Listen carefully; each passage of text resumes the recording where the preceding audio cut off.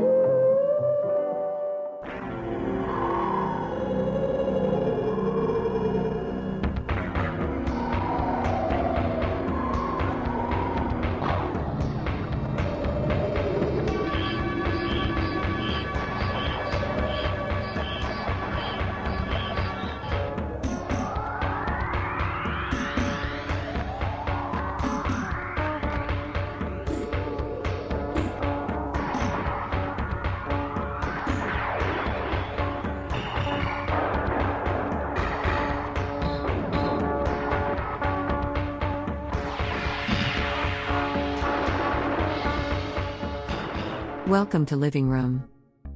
Tonight we feature a visual history of Wichita personality James P. Erickson. Viewers of Wichita Television from the 1970s through the 1990s remember television host Jim Erickson. He was known for his local commercials, movie reviews on Wichita Public Radio, and from his time on Cake TV as Old Flick.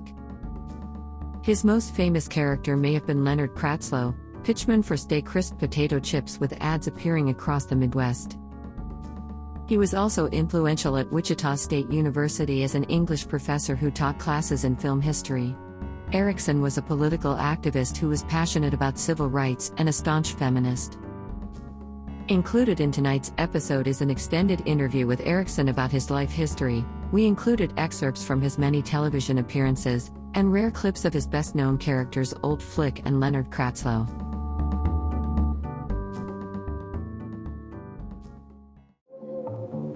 Well, in the first place, remember, my memory was a symptom as far back as the 60s and hasn't improved since then, so I don't have much of a memory in my early life. Actually, almost no memory of childhood.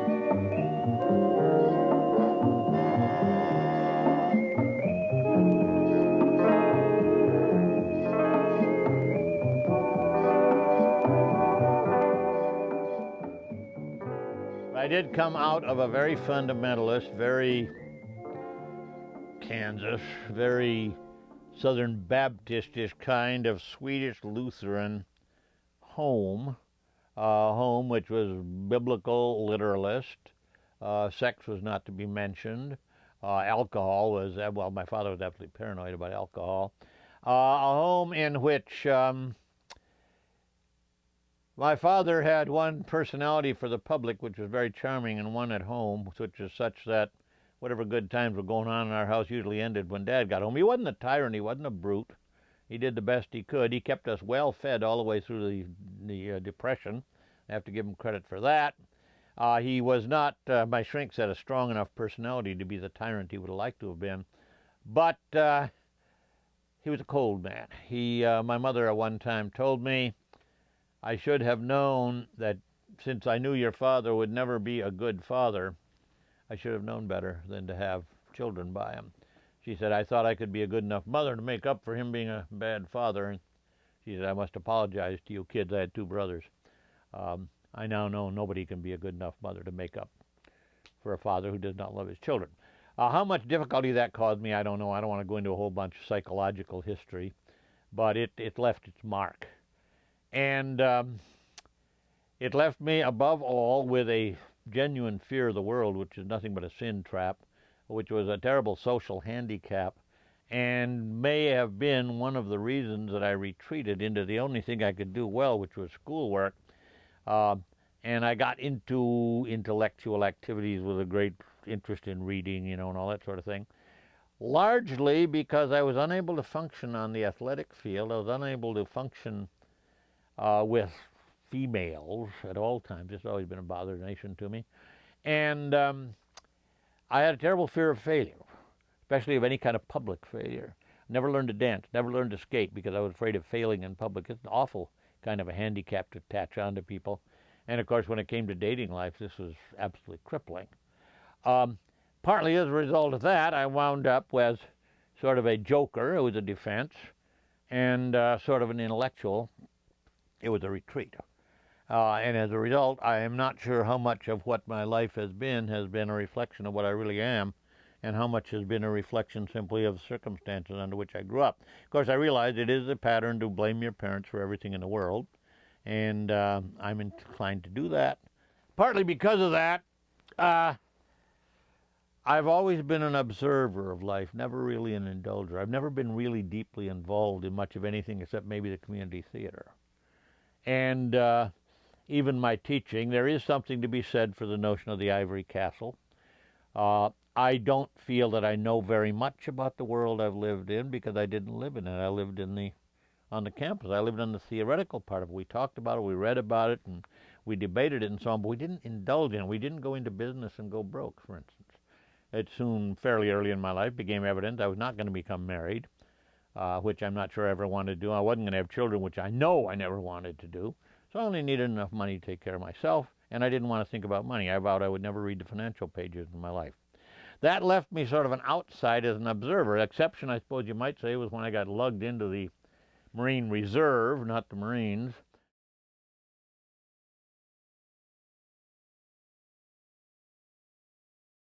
I joined the Marine Reserve because they met one evening a week. The Navy Reserve, where some of my other friends joined, met one weekend a month. It added up to 2 more hours a month of meetings, so I went to the Marines. The reason I joined it, I wanted to be able to drink. I was underage. I wanted to drink beer at the slop chute out at the base. Never went there once in my whole life. Got hauled in on the first replacement draft. In big red letters on my file, it said boot camp. I wasn't about to go to boot camp if I could avoid it. I still do not know whether I could have survived boot camp, especially real boot camp. We went to a reserve training camp. Well, they never called me to boot camp, and I never brought the issue up to them. After all, at the time I went in, everybody knew the war would be over before we could get anywhere near Korea. Even when we got on board ship in San Francisco, we were told that we would probably not get any farther than Hawaii. The ship would turn around and go back. When we landed in Korea, the captain told us, pitch a tent, sit down, we're waiting. The war ended last night, and we are waiting for the ships to come and get us. We will go back and take part in the victory parade. And I thought, ooh, this is going to be great. I get in the victory parade, nothing happens. That night, the Chinese came over the border, and everything went to pieces. But I was in a lucky squad, 20 people in our mortar squad. Mortars, you know, you're on the other side of the hill. You lob the shell over the top of the hill. Nobody can shoot back at you. The enemy there had very little in the way of mortars, and what they did have wasn't much good. They didn't throw any fragmentation. I don't know what they were supposed to be good for. I saw a guy walking up a hill with some supplies, and a mortar shell dropped, couldn't have been more than 6 feet in front of him, right in front of him. Threw up a huge puff of dirt and smoke and filth, and he came marching through it, spitting stuff and rubbing the dirt out of his eyes and cussing a blue streak, totally untouched. Our sergeant told us if one of those shells had landed on our helmet, we would get a hell of a headache, but that would be all. Our 20 men in my unit, we lost 3 men to enemy action in a year in a combat zone, most of which was in a retired area, but all of Korea and Japan was considered a combat zone. We were in Korea. I was in a lucky platoon, a lucky company, lucky battalion. We joined the 1st Marines as they were going up into the mountains at the Yalu River where they got all shot to pieces. We were the Southern Guard, my outfit. We didn't get shot. There was nobody down there to shoot at us. When they pulled out of the north, they pulled out south. We were made the Northern Guard so that we could, defend the guys. Well, the Chinese, not being fools, had circled around to the south, and they hit the same guys that had been hit going up north, got hit again going down south, and once again we just marched through it.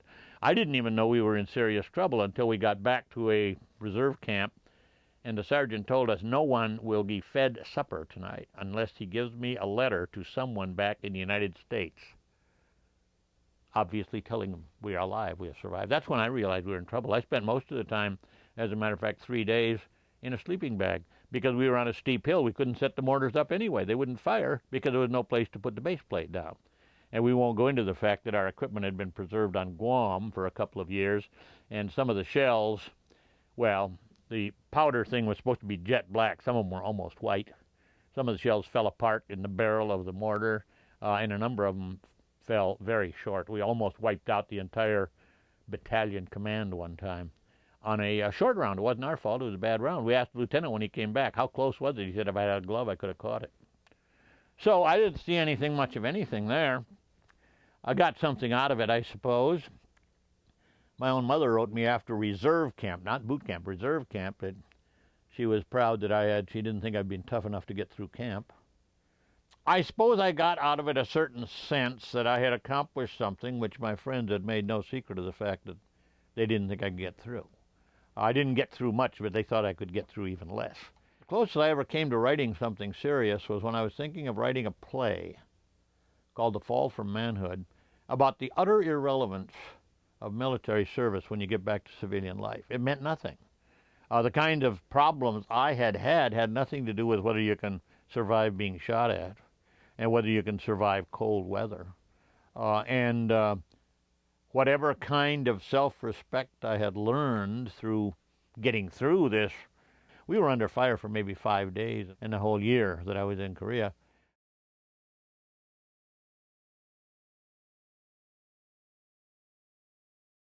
I stayed home until I got my PhD and left the university. I should never, when I came back from the service, have gone home.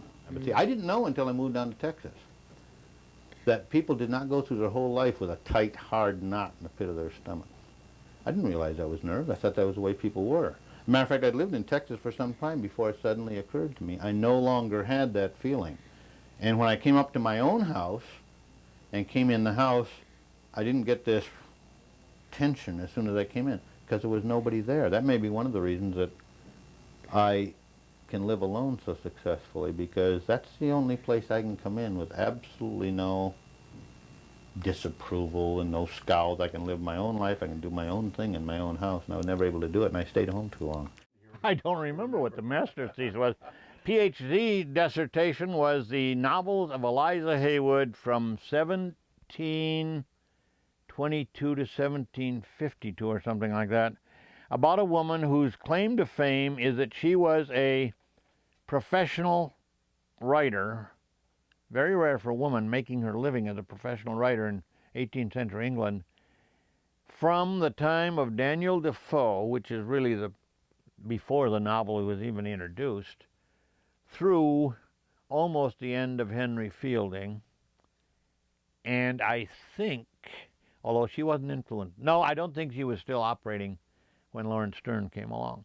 So the progress of the formation of the English novel can be traced to a certain extent from the very, very primitive, unreadable stuff that Eliza Haywood was producing at the end to something quite readable, really, and quite modern, only about, let's see, 25 years later, in a thing called The History of Jessamy.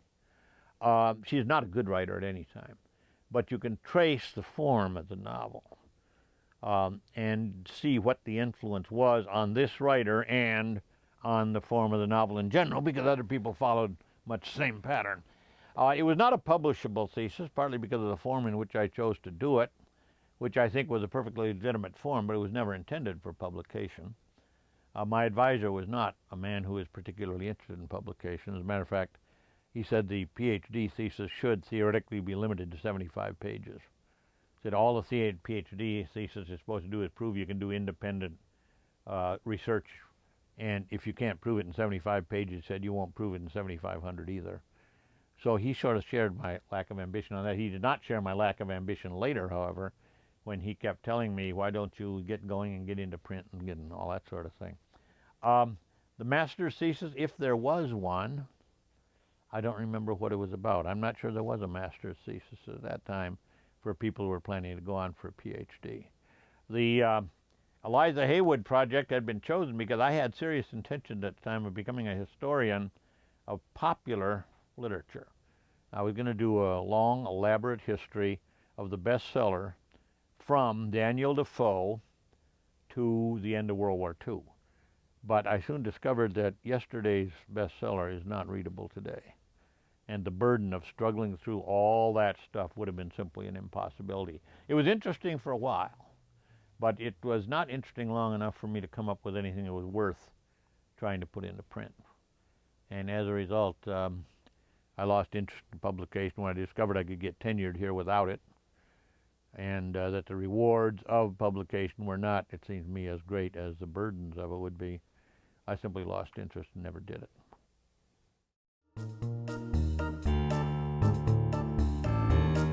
You're watching Living Room. With our feature, a look at the life of Wichita Television host and media personality Jim Erickson.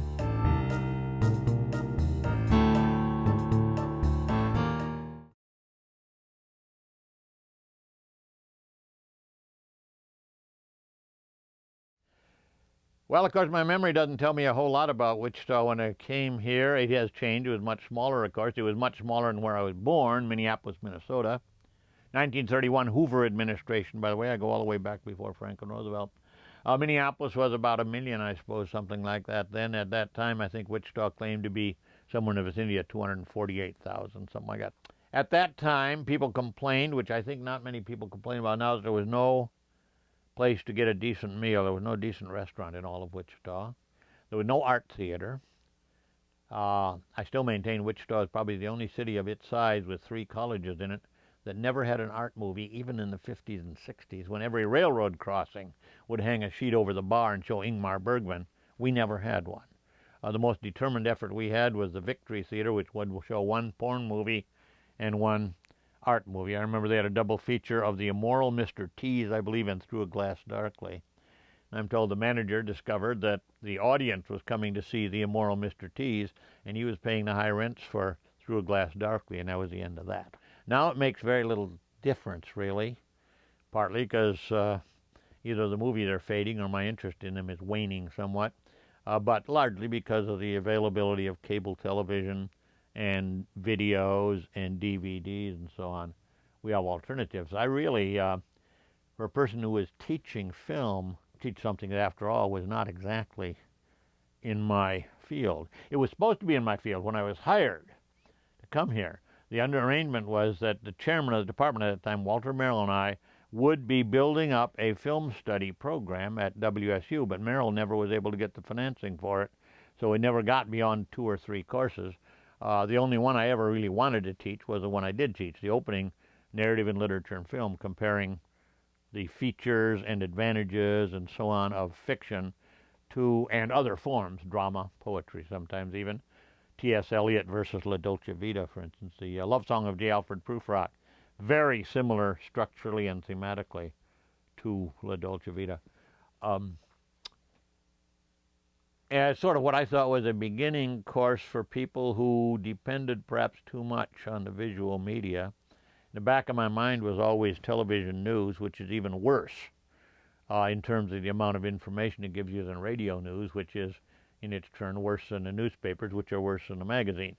That, as a matter of fact, was behind most of my film teaching all along. The inadequacy of motion picture for presenting really complex human situations or other situations, at least the narrative movies that most people go to. But it is important, I think, for students to, in terms of composition, to not only learn how to express themselves, but learn a certain wariness about how other people are trying to influence them by, the way they express. And in literature, to be exposed to other ways of looking at the world, not only than their own, but than any they're likely to run into in their immediate community. I mean, I've lived in Minneapolis and Texas and here. That's all Midwestern United States. I've never lived in China. I don't know what it's like to be an aristocrat. I don't know what it's like to be down and out. And one of the ways you can learn a certain amount about these things, I think, without having to go through the miseries yourself, is through exposure through the various arts. The one I happen to deal with is literature, drama, and film.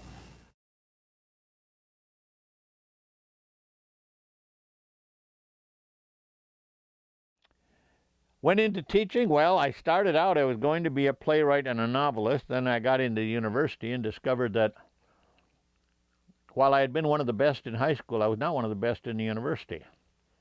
And it occurred to me when I left the university, I'd be going out into the whole world. If I wasn't the best in the university, I sure as hell wasn't going to be the best in the whole world. And there were people who could write better than I could and who had a lot more to say as far as I could tell. I'm not so sure about that now, but I was then. Well, I get a lot of challenges, for one thing, as to the things I believe. Like the student who said, you know, people you should know. Why should I know you? I mean, one has to stop and think about that when it comes up. And Citizen Kane, I have to justify my favorite movie once a year to my film classes all the time. And every once in a while you run into some rather hot and heavy opposition. A lot of my interpretations of things have changed. You get a lot of different insights. My whole interpretation of Oedipus Rex was changed by a final exam in Texas. I don't think the student even realized how important it was. One paragraph, and changed my whole interpretation of that play. Not in a legitimate way. It wasn't a very Greek interpretation, but it was an interpretation that made that play tolerable to me the first time. I can teach it now. They sent me to cover one too many what did they call it? Not confirmation, convocation speakers. I remember on the way to school thinking, if they send me to one more convocation speech, I'm going to switch into English. And we went to class, and the guy said, we're not going to meet today. Go hear the convocation speaker. So I went over to the advisors area and switched into English and became a teacher. I knew that the pay was not as bad as some people made it out to be. It wasn't particularly a lot, but I already had a strong suspicion I wasn't going to have a family support, and it wasn't bad pay. I didn't have very expensive habits. Fortunately, I've never had much of an interest in travel for some reason. I don't know why. Never have. I have no great interest in gourmet restaurants. I'm quite happy in, well, places with names like Kelly's Kitchen and Ma's Diner and so on are my favorite kind of places. That doesn't cost very much. And furthermore, at that time, I wasn't in the restaurant habit at all. I've gotten into it later. I used to think I didn't like restaurants. I do now. But I went into teaching, thinking it would be rather pleasant to be able to make my living, and I thought, of course, I was going to be a great star, and that everybody would, whoo-hoo, what a wonderful person I am, and I would soon rise to the level of being consulted on all matters academic and pedagogical in the Western world. It didn't happen. I never won a single teaching award, was nominated a total of twice, as far as I know, in my whole life. But I thought it'd be great stuff, you know. I still think I did a pretty fair job. The other day I ran across one of my old syllabi, the last semester I was teaching. Nature drama course, and I read through that syllabi, and I thought, syllabus, excuse me, my Latin is weak, and I thought, by God, I would have liked to have taken a teacher who did that. And then sometimes you get the people who simply challenge you. My favorite student in Texas was one. He's an old retired Army captain who, well, one day he picked up his book and slammed it on the floor loudly and shouted out, "Mr. Erickson, that is nonsense. I challenge you, sir. I defy you to find any support for that opinion." He came over afterwards and apologized for his bad behavior and said, "What do you mean? Nobody sleeps when you're in the class." I loved it. I wish I got more of that. You don't get as much as you used to now. So I still think I did a pretty good job, but I don't know where it went across to the students. That's impossible to tell. My theories were good. My syllabi looked good. The class, who can tell? I had a student, as a matter of fact, that came to me one day and said, "I think I will do a lot better in this class if I don't come to class at all." He said, "Because you and I are never going to get along." So we agreed I would leave the assignments for him in the mailbox, and he would write them and turn them in. How'd it work out? It came out much better that way. He got a B, and I'm not sure I agree with him, and we could never have gotten along, but he obviously wasn't going to, he was either going to, you know, drop or be allowed not to come to class. Well, that class you visited is one of the very few I've ever taken attendance in. And so I figured, well, if the other people don't have to come, he doesn't have to come. Worried all my professional life about getting fired. There's no evidence anybody ever tried to fire me. So I would say I had a good journeyman career as a teacher. It came out all right. All I asked of the university when I came here, really, was that I would get cost of living increases in pay, which nobody got, and they would leave me alone. And they left me alone.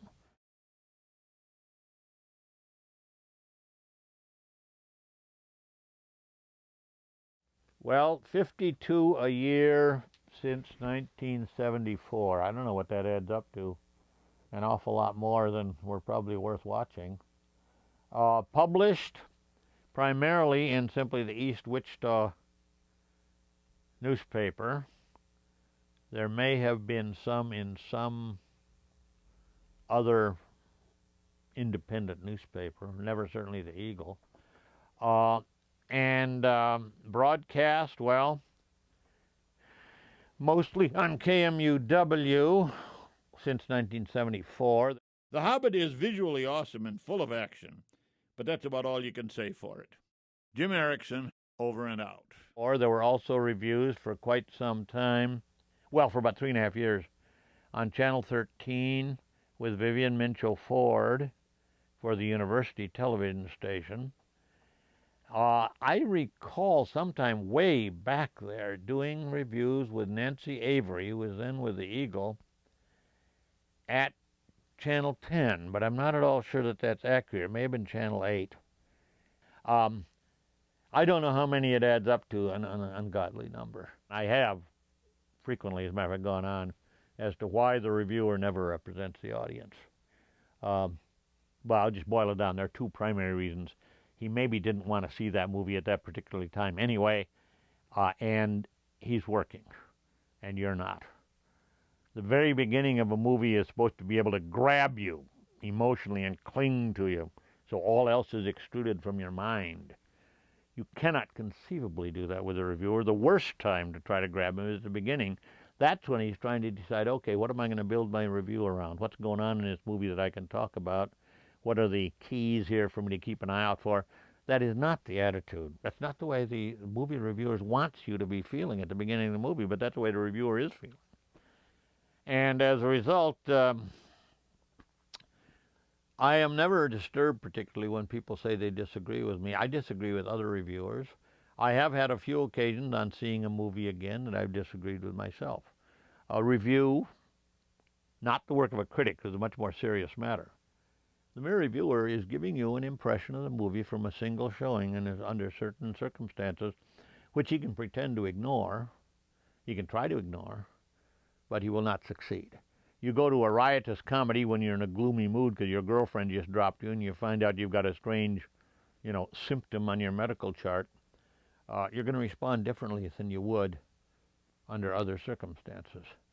And I've never thought it was terribly honest to pretend that was not true. It becomes a technical exercise kind of thing. You become too critical.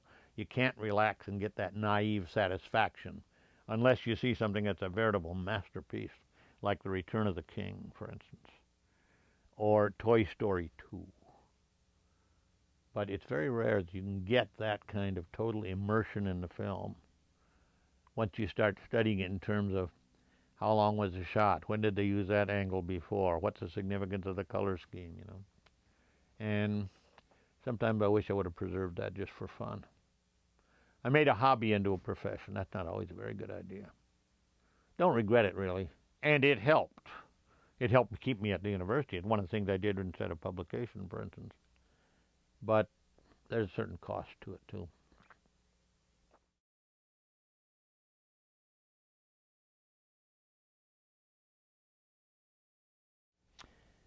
The Wichita Film Society. I was involved in that, of course, largely because of, related to the efforts to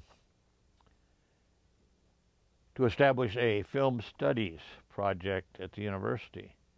It was a frustrating kind of experience in a way, but we didn't know how lucky we were. The other day I ran across a program. As I understand it, the Wichita Film Society on campus doesn't exist at all anymore. And the last year I was in it and involved in it, which was quite some time ago, we were down to audiences of extreme smallness. But an indication of what it was like in its glory days, this is the schedule for the fall semester of 1980. The Wichita Film Society was showing The Decameron, Fata Morgana, Shoot the Piano Player, Akatone, The Maltese Falcon, Le Million, The Bicycle Thief, La Bouchée, The Candidate, Pride and Prejudice, The Wind, The Letter That Never Was Sent, and The Last Laugh.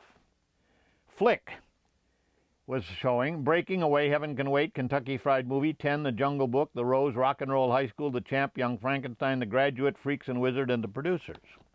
All in the fall. I don't know the last time I have, on my radio review thing, had to announce a motion picture that was showing on campus. Of course, you got to remember, there was no competition back in '80. There was no Premier Palace movie then. I doubt at that time that there was even a Victory Theater downtown. There was a time there was a theater called the Jerry Lewis out in Park Lane shopping center that showed revivals, but it did not show art film. The fact is, most organizations that I have been involved with have lost membership during the period of my residence, whatever you want to call it, with the exception of the players group of the community theater. I think almost everything else has sort of shrunk. It's not an insignificant thing that I am never used on fundraisers by either KMUW radio or, when I was working for them, Channel 8. After a very short time, they discovered that I do not lure people into giving money to anything. I'm just glad I never had the quality of the salesman that gives the responsibilities I wouldn't want.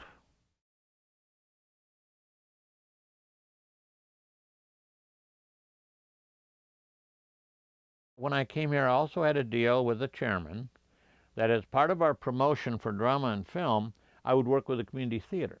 And I discovered that when I was on stage, I had to have my mind on something other than my own problems.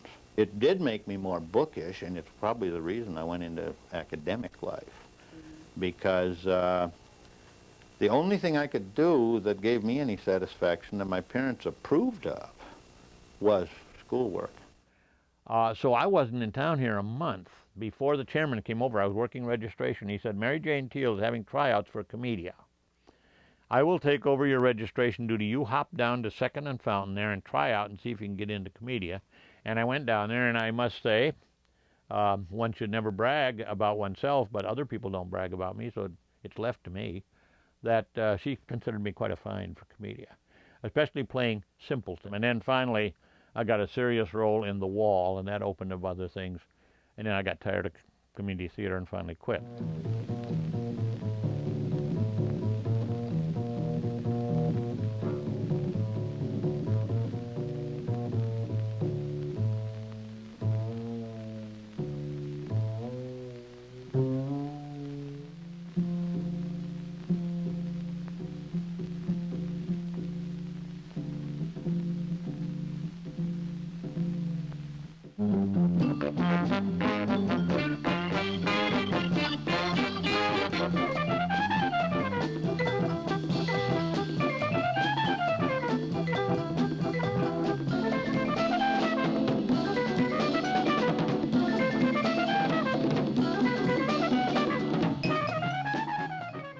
The theater gave me a whole social life. Plus, at the time when I came here, I was directing composition, and I was working, I think it's safe to say I was working 16 hours a day, 6 days a week anyway. I didn't have time for a whole lot of social life anyway. And what I wanted, there was plenty of. Well, come to think, with rehearsals and so on, I couldn't possibly work 16 hours a week. I mean, 16 hours a day. But it was a long week. I didn't need a lot to fill my time. And you meet quite a variety of people through the community theater, and when there aren't rehearsals, there are parties and this kind of that. And people outside theater don't know that, because I soon discovered that in theater, amateur largely is the same as, I would presume, professional. I've met very few professionals. You're in the theater, you're in the world. You're not in the theater, you're not in their world. Hey, Sam. Hey. 20 to 2. He'll be back in jail before Christmas. Have to give me better odds than that. Evening, Miss Hot. Kind of hot tonight. Yeah, especially a lot of hot air right around the two of you. It opened up a busy and active and very useful. You make a lot of useful contacts, but not a very complete kind of world. I think that's one of the reasons I got sort of weary of the theater.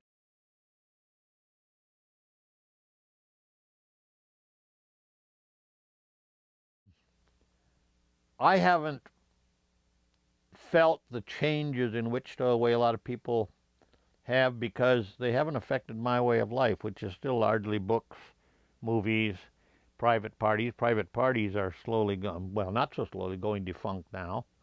The old open parties, which people used to have, where 100 people would gather around 5 kegs, are practically defunct now. Nowadays, I don't need as much entertainment as I used to. I maintain if I have 3 nights a week where I'm doing something, that is sufficient for me. I can stay home, watch television, write letters, read books, so on. The pace of my life has slowed down rather appropriately. And as a result, Wichita was always suitable to me.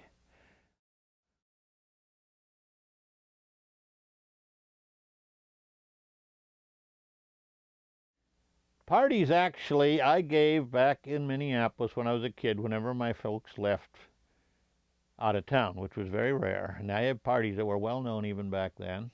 Yeah, I won't go into details on those.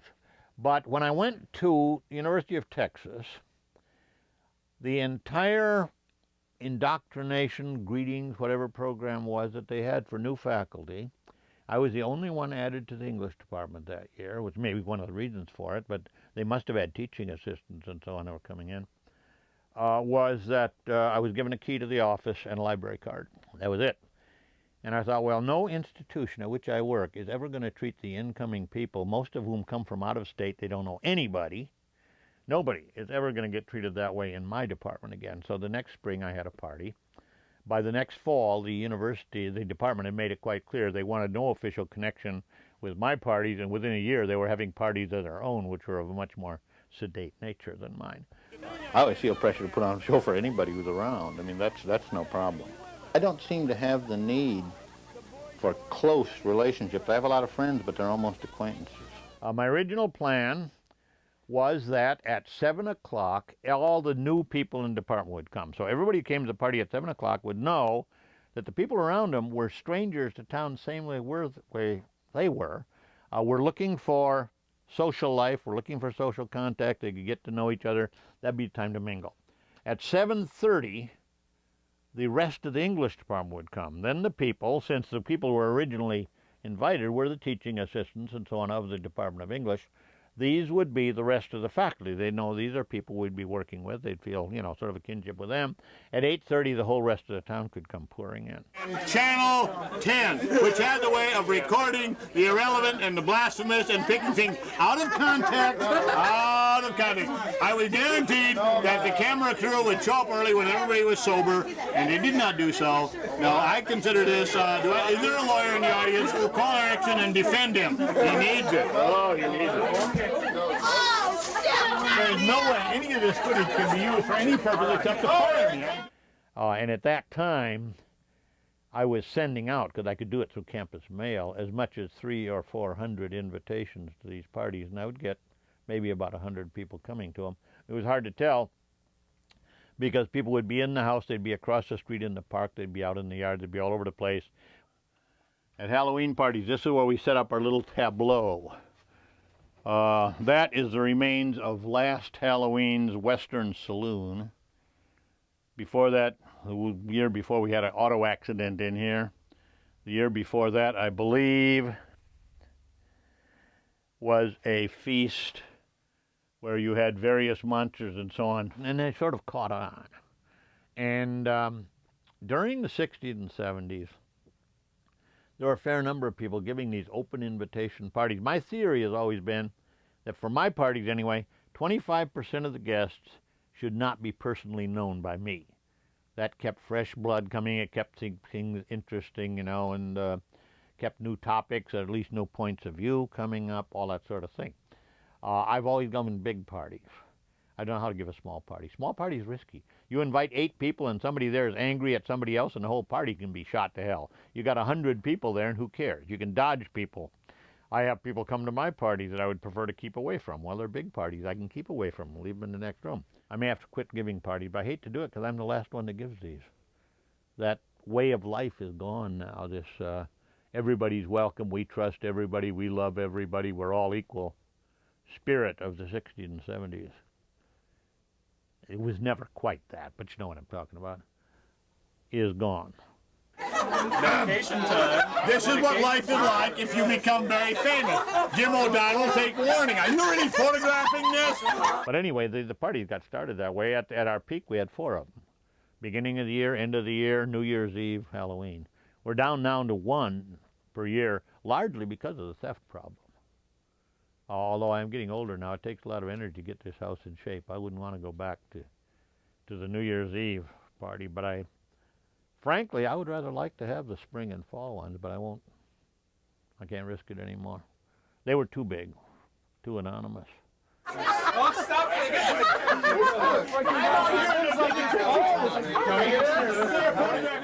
I was also warned at one time that my parties were very unpopular with the dean when he said, I couldn't care less about your party. That's your private life. I said, I don't give a damn about your parties. I thought they sounded stupid.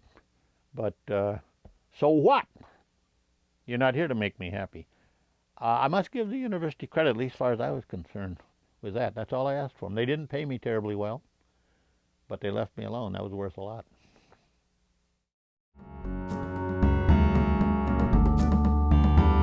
You're watching Living Room.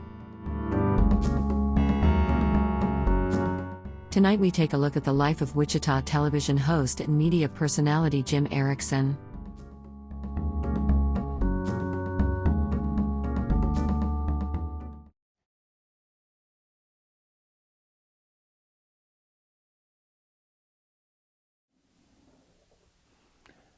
You may not recognize me. Fame is a fleeting thing.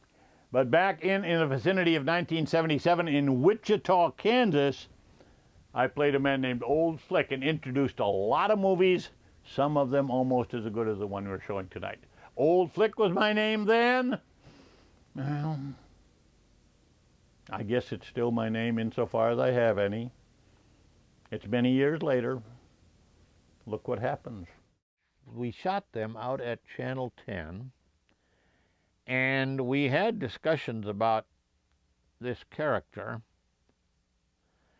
He was very closely related to my other later character, Old Flick.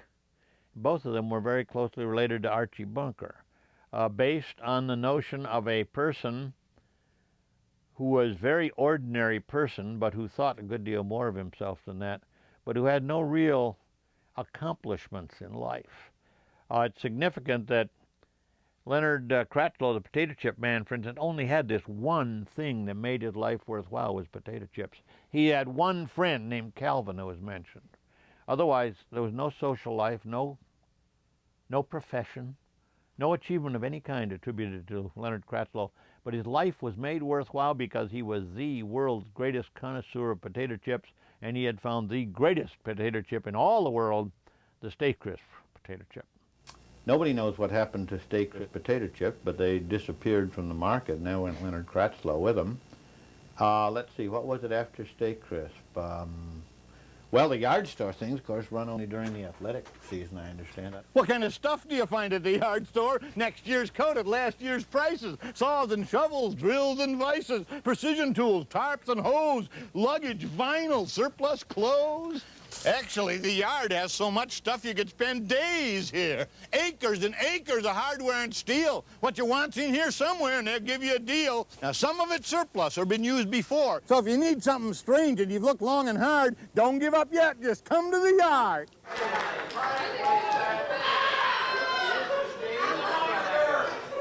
Ladies and gentlemen, Leonard Kratslow.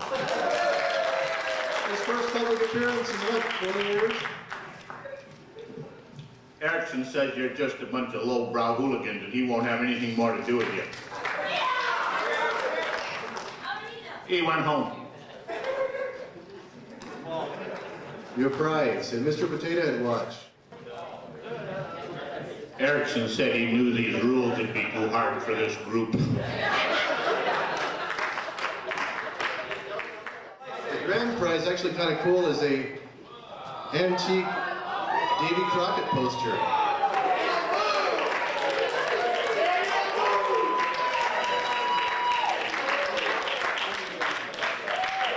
It says turn card. Turn card. Yes.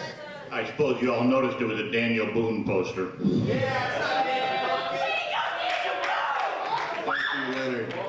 I know one of the deans, I was told by his secretary, climbed the wall and clung to the ceiling by his fingernails every time one of my commercials came on. How this happened in his office so she saw it, I don't know, and if she was somewhere else, I didn't want to know about that either. He never spoke to me about it. Never once. I was once told, well, I met President Armstrong one time. President Armstrong and I were not on the same side of the fence on most things, so we didn't meet often. But I mentioned to him the fact that I'd always appreciated the fact they'd left me alone with my television commercials and stuff like that, which didn't do much, actually. A lot of people felt for the image of the university or me. And he turned to me with a rather surprised look, and he said, What did you expect me to do? He said, that's your private life. That's none of my business. I don't get called on television commercials anymore, and I don't quite understand why that was. Old Flick, it was significant that he was sitting in a worn-out, battered old chair, wearing an extremely unfashionable sweater. I'm not exactly a, well, as you can see, I'm something of a fashion leader, but I wasn't back then. I'm not a man of sartorial elegance, but even I objected to that sweater. It was so incredibly drab. And outside the window, there was a light that flashed red off, that said either dance hall or liquor store or something like that. Second floor, shabby little apartment, a man of no achievement whatsoever. Old Flick here to remind you, not all mobile home dealers are created equal. Blocks, tie-downs, and steps absolutely free. They're the only dealer offering strictly wood-sided homes for strength and durability. For the best in mobile homes, my friend, your searching has come to an end.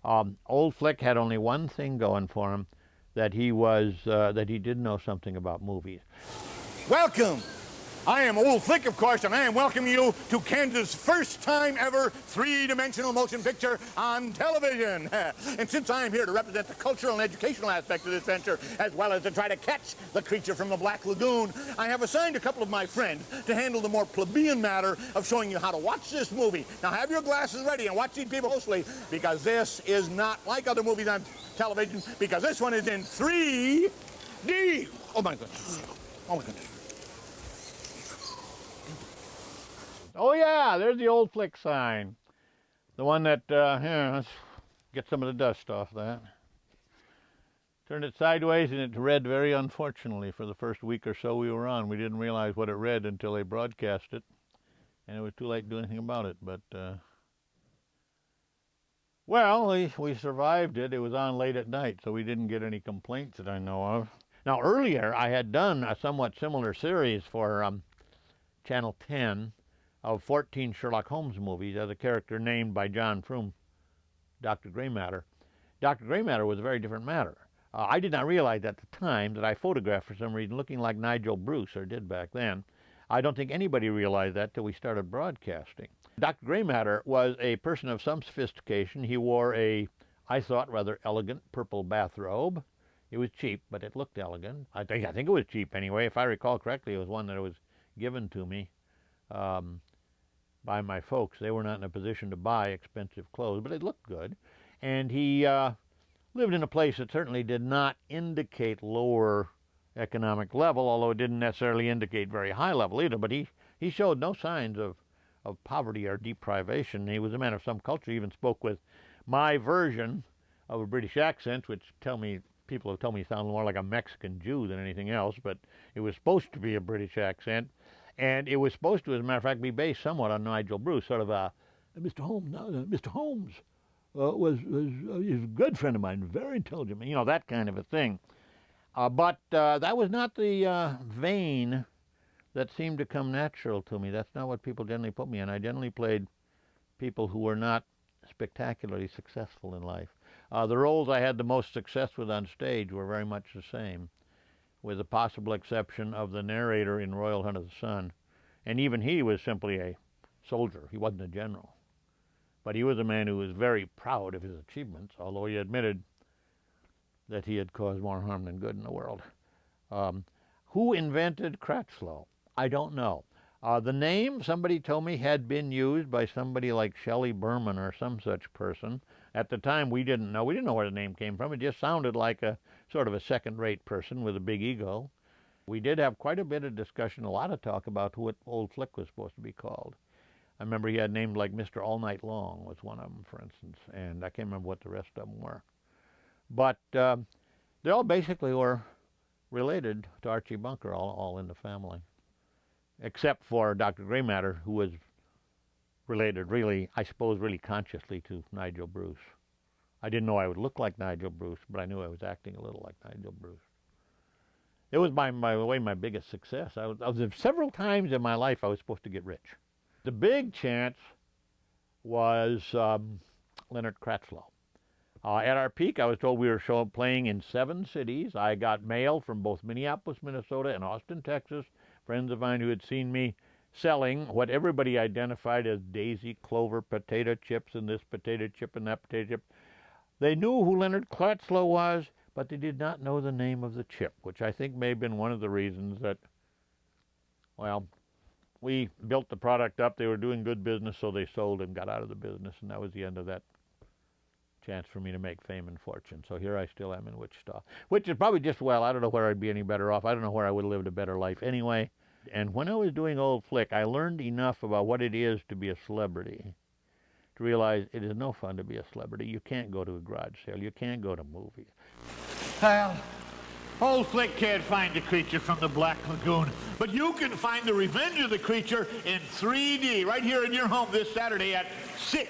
If you get your 3D glasses at your local quick shop and tune into Cake TV 10 where you are now, Saturday at 6. I'll be hosting if I don't catch cold. So get your 3D glasses at the quick shop and be with us Saturday at 6. Old Flick, of course, went off because cable came in and then Martin sold the station. But celebrities have no privacy. They stay home all the time. They can't go anywhere, and they turn into Michael Jacksons and the later Elvis Presleys and so on. I got just a little tiny touch of that, enough to realize that I would prefer not to be recognizable. Unfortunately, people who don't know my face, and they don't anymore now I'm off television, know my voice. I get identified by voice all over the place. But anyway, I don't think I would have been any better off if I'd been more successful in those fields. I think I really, largely by chance and by laziness, lack of gumption, lack of ambition, wound up doing what I think was probably the best thing for me to do. Teaching at a not terribly prestigious and not tremendously demanding university and being left alone. I hear people out there uttering skepticism as to whether the information I give you is accurate. It is all printed right here, and if you want to see it in print, just come on down to the studio and we'll show you.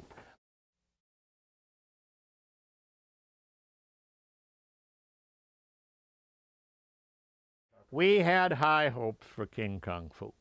Even Mary Jane Teal, who saw just the stills, said the production values looked really good. And I, of course, was only involved in a couple of scenes. I didn't have any dealings with major cast members except for Ballet himself. And he was, of course, in his gorilla costume. I shall cease pronouncement of philosophical crap. Look, kid, you want to go, I want to get rid of you. I think I can dump you on the United States. But let me give it to you straight. They won't buy the con unless you sound more important. What I mean is that cutesy name, or just don't cut it image-wise. We gotta call you something with more of a zoo-biz sound, dig? Like Prince Kong or Mighty Joe Youthful. You know, something that'll make people wonder what you are. We were working indoors, fortunately, where there was air conditioning. But between shots, he would lie down and take off the gloves of his gorilla costume, and the sweat would run out, not drip, but run in a steady stream out of the end of those sleeves. He was not in a state to be particularly sociable. How he survived the outdoor shooting in July, I haven't the foggiest idea. I was told that his doctor had told him, don't do this, you'll kill yourself. But he survived somehow. But I didn't have much dealings with him. And the rest of the cast wasn't there. There was one short scene I was involved in out at the zoo. But it was very short. I had very nothing to do. The big thing about that is I did get to see the heroine in her bikini, and she looked very good. But I didn't really... Well, I must have met her, because I met her some years later, and she recognized me. But that may have been the way people always recognized me, it seemed like. I never had the highest hopes for the thing, really, as far as my profession is concerned. I had, by that time, long ago abandoned any notion that I was going to become some kind of a, theatrical or film or television phenomenon. Now, Jim, you play the karate master who was the master of the gorilla from the start. You are in this. Are you going to review this movie? I was just kind of curious about that. Are you going to give this movie a review when you see it? I haven't decided. If I did, I think I would concentrate on the obvious star character. I could write a review of his role already without being burdened with having seen it. And if I didn't do that, people would still assume I had done it. So I don't know whether I'm going to bother to review it or not.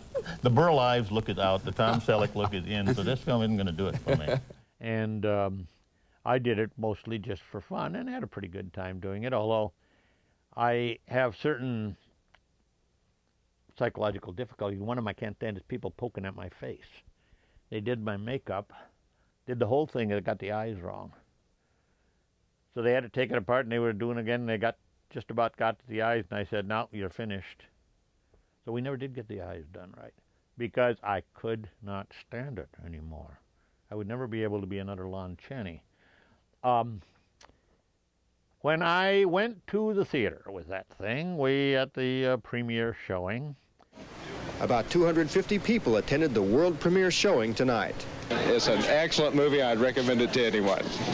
And the Wichita portions of the movie made it extra special. Well, I know some of the people in it. I heard a lot of people laugh. All through the movie, heard a lot of people laugh. And that pleases me very much. Every time I have seen it since then, I've had the misfortune of seeing it 3 or 4 times, it seems to me my performance is worse.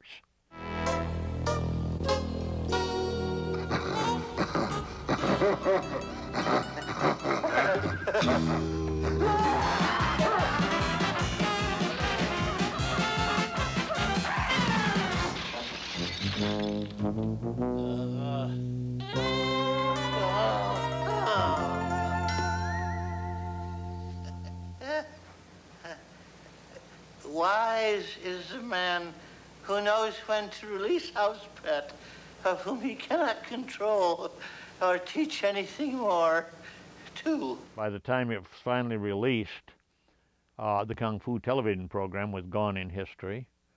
I'm not sure whether John Wayne was dead, but a lot of the parody material we were referring to was pretty well forgotten by the young people. It was off the air, and people don't remember for very long. I had heard that it was a big success among Japanese children, but I've also heard if it was a success among Japanese children, they would have sold an incredible number of tapes in Japan, and somebody would have got paid. I was lucky I got paid, which is more than some people have put many times more effort into it than I did.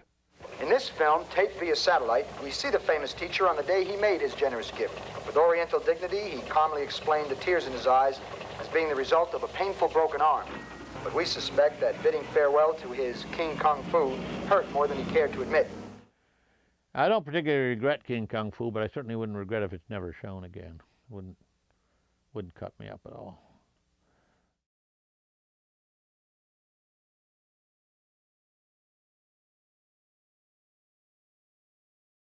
Somebody told me one time I was more involved in good causes than anybody else he knew. I'd like to know what his social circle is, because it must be full of people who are involved in virtually nothing. I do wear buttons. I used to actually distribute buttons till I found that nobody ever wore them. I'd make them up, at my own cost for the American Civil Liberties Union and pro-choice buttons and pass them out to people till I discovered that I had never seen one worn. People would be glad to have them. They would even come and ask for one, can I have a button? But they never wore the thing, even if they agreed they were going to. So I quit doing that, but I always wear them. But that's about all I do. I am the president of the Friends of the Library, Friends of the Wichita Public Library. I've in the past been a little more active with the Civil Liberties Union. I don't have the energy anymore. Maybe I was spoiled by the high hopes of the 60s, although I never shared those high hopes very much. I never thought we were going to accomplish great and wonderful things. It's discouraging to realize that my country is number one in nothing that I think is worth being number one in. We do not have the best health care. We are not ahead in handling globalization. We are not ahead in race relations. We're not ahead in education. We're not ahead in anything whatsoever. We do not fight the kind of environmental pollution, which I think we're beginning to pay some prices for right now. With the storm seasons, which I understand the storms are more ferocious because the ocean water is warmer, and the ocean water is warmer because of things which we may very well be responsible for.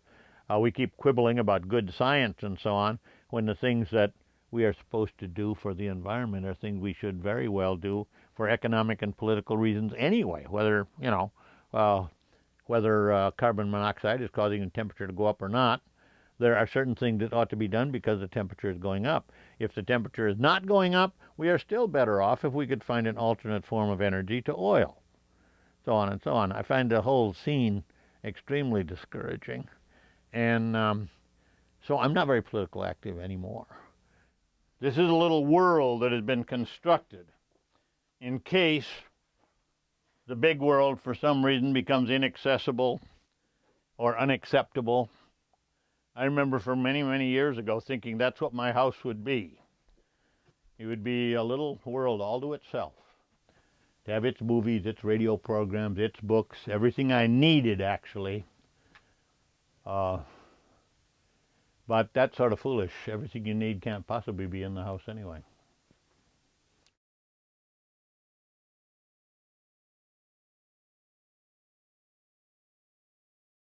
Citizen Kane, Seven Samurai, La Dolce Vita, in that order, and then there's a big drop, and then there's a whole cluster of them. The Pawnbroker would rate very, very high. Chicago rates very high. The entire Lord of the Rings series. And you get beyond that, and you're simply into a huge pile of them. You notice almost none of those are comedies. I tend toward the rather grim, unhappy ending kind of a thing. Always have. I don't know. I suppose if I actually had this appraised, people have actually suggested I should have all this stuff appraised. It's ridiculous. I don't know how you go about doing it even. I suppose there's a certain amount of value to it, but it's worth it too. I think it's worth more to me to preserve as a collection than it is for the money it would get me. I don't know what I'd do with the cash. This is also full of LP records now. So, this, of course, will eventually move. That has to go.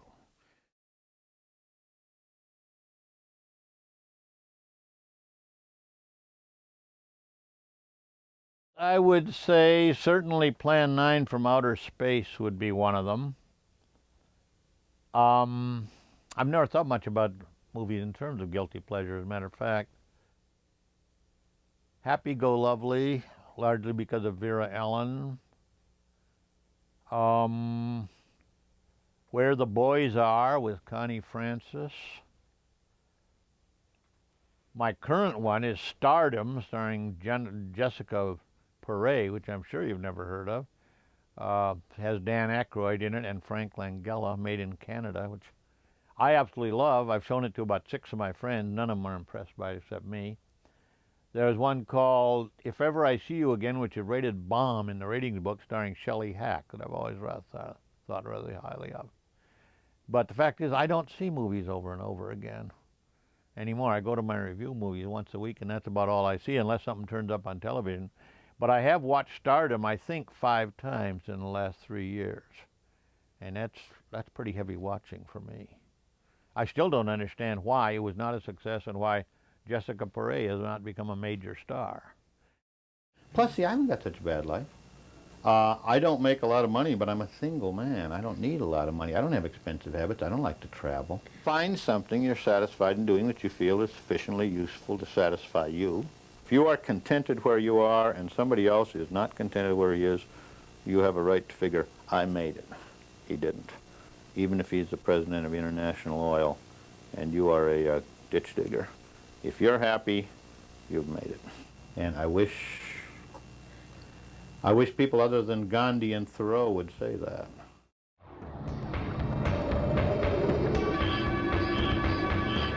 Thank you for watching Living Room. We want to thank Ben Urish for writing the outline for the visual history of Jim Erickson. We hope you enjoyed this look at the life of a performer who influenced the lives of many people across the Midwest. Tune in next week for another low-tech media adventure in film or live music on Living Room.